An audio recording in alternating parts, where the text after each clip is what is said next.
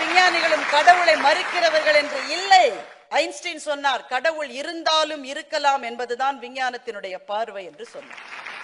எதுவுமே இல்லை, எதுவுமே இல்லாத போது பெருவெடிப்பு நடந்தது என்றால் எதுவுமே இல்லாத போது இருந்தது அந்த கடவுளை தவிர வேறு யாராக இருக்க முடியும் என்று ஆன்மீகம் கேட்கிற கேள்விக்கு அறிவியலிடம் பதில் இல்லை.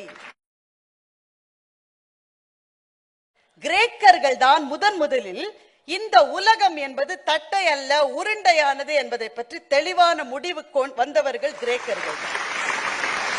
ஏன்னா கிரகணத்தின் போது இவன் சந்திரனை பார்க்கிறான், பூமியினுடைய நிழல் விழுகிறது, விழுகிற நிழல் ஒரு சர்க்குலரா இருக்கிறதுனால இது நம்ம நினைக்கிற மாதிரி தட்டையா இல்லடா, இது உருண்டையா இருக்குன்னு முதலில் அறுதியாக சொன்னவர்கள் கிரேக்கர்கள் தான்.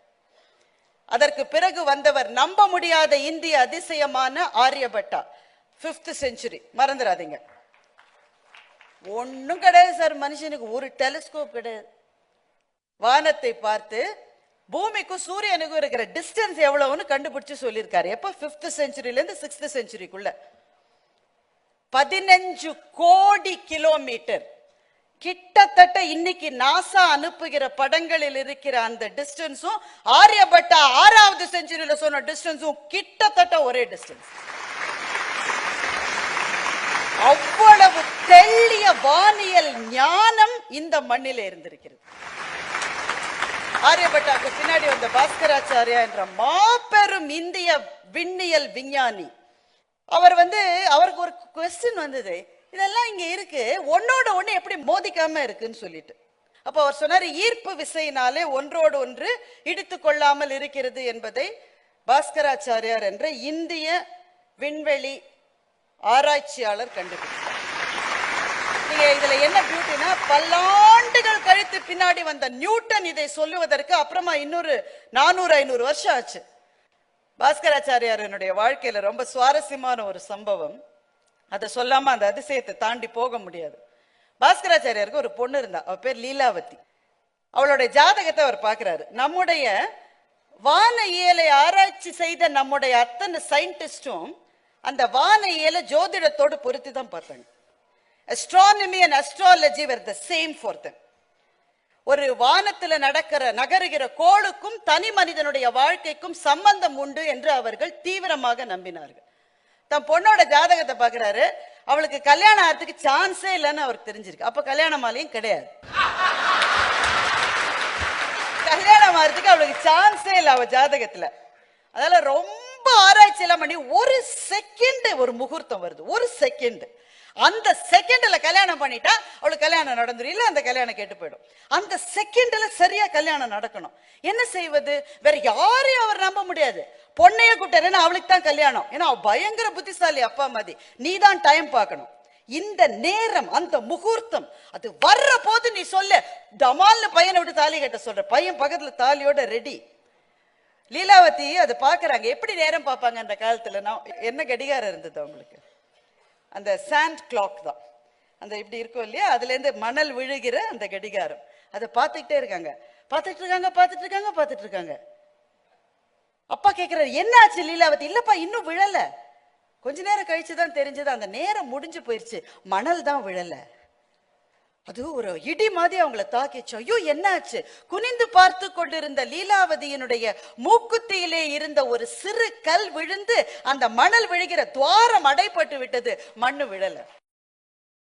பாஸ்கராச்சாரியார் முடிவு செய்தார், அந்த வானத்திலே இருக்கிற ஏதோ ஒன்று போடுகிற கணக்கு இருக்கே, அது மாற்ற முடியாத கணக்கு.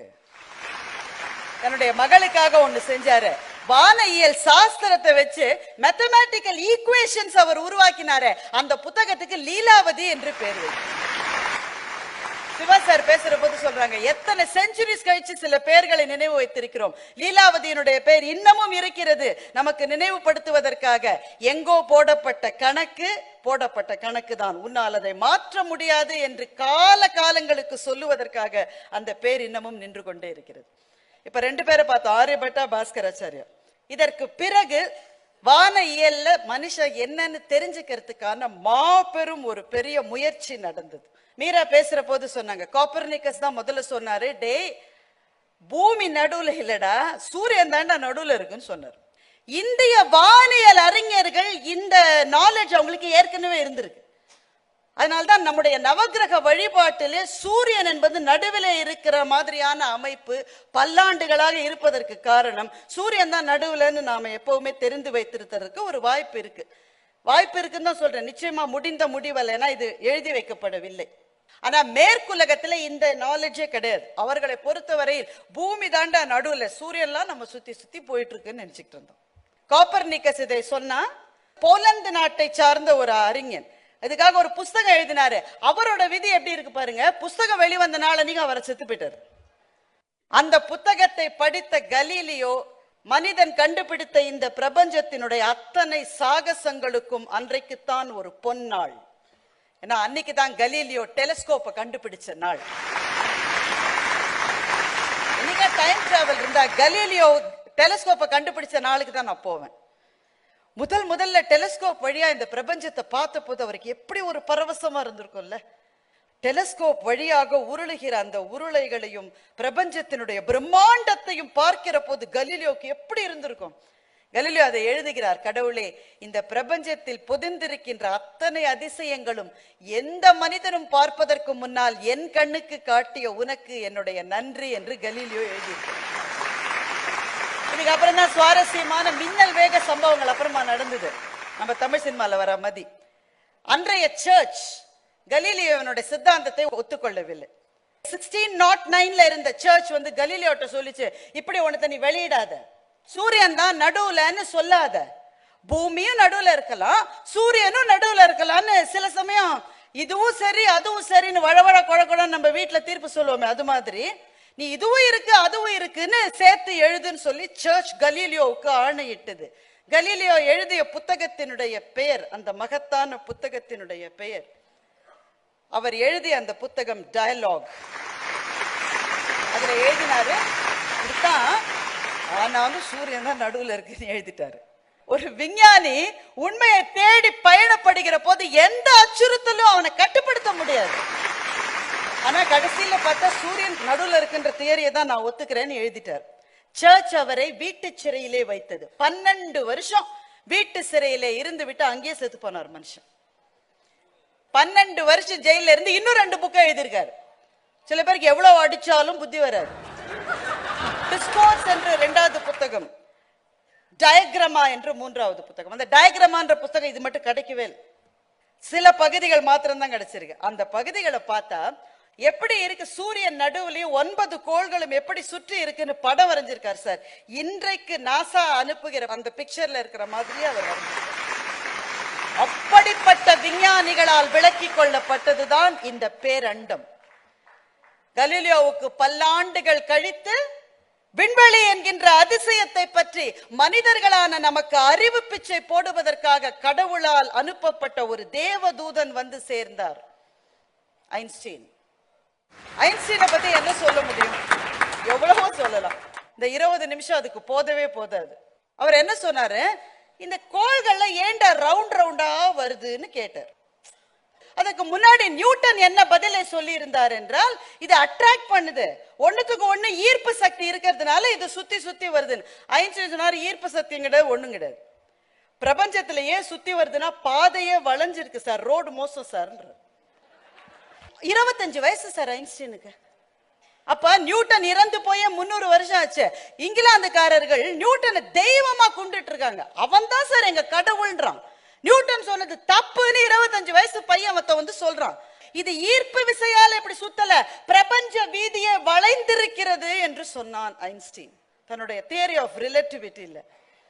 இது என்ன ப்ரூஃப்னு விஞ்ஞான உலகம் கேட்டது. 1919ஆம் ஆண்டு நவம்பர் மாசம் 6ஆம் நாள் இங்கிலாந்துல இருக்கிற தி கிரேட் ஹால் என்கின்ற அரங்கம், இந்த மாதிரி ஒரு அரங்கம், உலகத்துல இருக்கிற அத்தனை சயின்டிஸ்டும் அங்க வந்திருக்காங்க. அத்தனை பேரும் துடிக்கிற நெஞ்சோடு காத்திருக்கிறார்கள். ஏனென்றால் ஐன்ஸ்டீன் சொன்னது கரெக்டா, நியூட்டன் சொன்னது கரெக்டான்னு சொல்லி அங்க ஒருத்த ஆராய்ச்சி பண்ணி முடிவை வெளியிட போறான். எப்படின்னாக்க, சூரிய கிரகணம் வந்தது அந்த வருஷம். 6 நிமிஷம் முழு சூரிய கிரகணம். சூரிய கிரகணம் இருக்கிற போது சூரியனுக்கு பின்னால இருக்கிற நட்சத்திரங்களினுடைய ஒளி வளைந்தால் ஐன்ஸ்டீன் சொன்னது கரெக்ட், ஒளி வளையாமல் நேர வந்தா நியூட்டன் சொன்னது கரெக்ட். அந்த ரிசர்ச்சை பண்ணிட்டான். அந்த முடிவை வெளியிடுவதற்காக வந்திருக்காங்க. கூட்டம் ததும்பி வழியுது. அதுல என்ன பியூட்டினா, அப்போதான் முதல் உலக போர் முடிஞ்சிருக்கு. முதல் உலக போரில் பிரிட்டிஷ்காரர்கள் ஜெயித்திருக்கிறார்கள், ஜெர்மானியர்கள் தோற்றிருக்கிறார்கள். Sir Isaac Newton British, Einstein ஜெர்மனியை சேர்ந்தவர். தாங்கள் வெற்றி பெற்ற மமதையோடு இருக்க வேண்டிய அந்த சபையில் ஆராய்ச்சி முடிவுகள் வெளியிடப்பட்ட உடனே அத்தனை பேரும் எழுந்து சொன்னார்கள், ஜெர்மனி வென்றது, பிரிட்டன் தோற்றது. அப்ப எப்ப இந்த பிரபஞ்சம் வந்தது? அதிகம் இல்ல ஜென்டில்மேன், 1500 கோடி வருஷத்துக்கு முன்னாடி இந்த பிரபஞ்சம் வந்தது. ஆனால் 7000 கோடி ஒளி ஆண்டுகள் விட்டமுள்ள இந்த பிரபஞ்சம் எவ்வளவு நேரத்தில் அமைக்கப்பட்டது என்றால் வெறும் 3 நிமிஷத்தில் அமைக்கப்பட்டது. வெறும் 3 நிமிஷம். வைன்பர்க் என்கின்ற விஞ்ஞானி, நோபல் பரிசு பெற்றவர் ஸ்டீஃபன் வைன்பர்க், தி ஃபர்ஸ்ட் 3 மினிட்ஸ் என்று ஒரு புத்தகம் எழுதியிருக்கிறார். பெரு வெடிப்பு நிகழ்ந்த 3 நிமிஷத்துல பிரபஞ்சம் முழுக்க வந்தாச்சு. சூரியன் வந்தாச்சு, பூமி வந்தாச்சு, எல்லாம் வந்தாச்சு.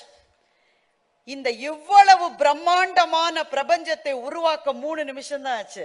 இப்பதான் ரொம்ப முக்கியமான கேள்வி வந்தது, நம்ம முடிவுக்கு வர்றோம். இப்போ நாம எல்லாம் கேட்போம், சரி சார், பெருவெடிப்பு வந்தது, பிரபஞ்சம் வந்தது, இதெல்லாம் வந்தது, எல்லாம் கரெக்ட் சார். பெருவெடிப்புக்கு முன்னாடி என்ன சார் இருந்தது என்றால், விஞ்ஞானம் கைகூப்பி ஒருவேளை கடவுள் தான் பதில் சொல்லணும் என்று விடை பெற்றுக் கொள்ளுகிற இடம்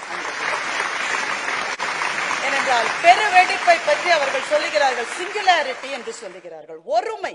எல்லாம் ஒன்னா இருந்தது, காலம் இல்லை, இடம் இல்லை, நேரம் இல்லை, எதுவுமே இல்லை. எதுவுமே இல்லாத போது பெருவெடிப்பு நடந்தது என்றால், எதுவுமே இல்லாத போது இருந்தது அந்த கடவுளை தவிர வேறு யாராக இருக்க முடியும் என்று ஆன்மீகம் கேட்கிற கேள்விக்கு அறிவியலிடம் பதில் இல்லை. நம்மள நினைக்கிறோம் எல்லா விஞ்ஞானிகளும் கடவுளை மறுக்கிறவர்கள் என்று. இல்லை, ஐன்ஸ்டீன் சொன்னார், கடவுள் இருந்தாலும் இருக்கலாம் என்பதுதான் விஞ்ஞானத்தினுடைய பார்வை என்று சொன்னார். ஐன்ஸ்டீனுக்கு பின்னால் வந்த மாபெரும் விஞ்ஞானிகள் நிறைய பேர், எல்லாரையும் சொல்ல நேரம் இல்ல. ஸ்டீஃபன் ஹாக்கின்ஸ் சமீபத்திலே காலமான மாபெரும் விஞ்ஞானி, கருந்துளைகள் பிரபஞ்சத்திலே இருக்குதுன்னு சொல்லியிருக்காரு. ஒவ்வொரு கேலக்சிலையும் பிளாக் ஹோல்ஸ் இருக்கு. அகோர பெரும் பசியுடன் எது வந்தாலும் விழுங்கக்கூடிய கருந்துளைகள் நிறைய இருக்காம். பிரபஞ்சத்துல 96% கருந்துளைகள் தான் இருக்கிறது என்று சொல்லுகிறார்கள். நாளைக்கு நம்முடைய சூரியனும் முழுவதும் எரிந்து முடிந்து போனால் ஒரு கருந்துளையாக மாறுவதற்கான வாய்ப்புகள் இருக்கிறது. யக்ஷன் தர்மபுத்திரனிடம் கேட்டான் மகாபாரதத்தில், எது ஆச்சரியம் என்று கேட்டான். தர்மன் பதில் சொன்னான், நாள்தோறும் நாள்தோறும் ஒவ்வொருவரும் இறந்து கொண்டிருப்பதை பார்த்த பிறகும் தான் சாஸ்வதம் என்று மனிதன் நினைக்கிறானே, அதுதான் ஆச்சரியம் என்று தர்மன் பதில் சொன்னான்.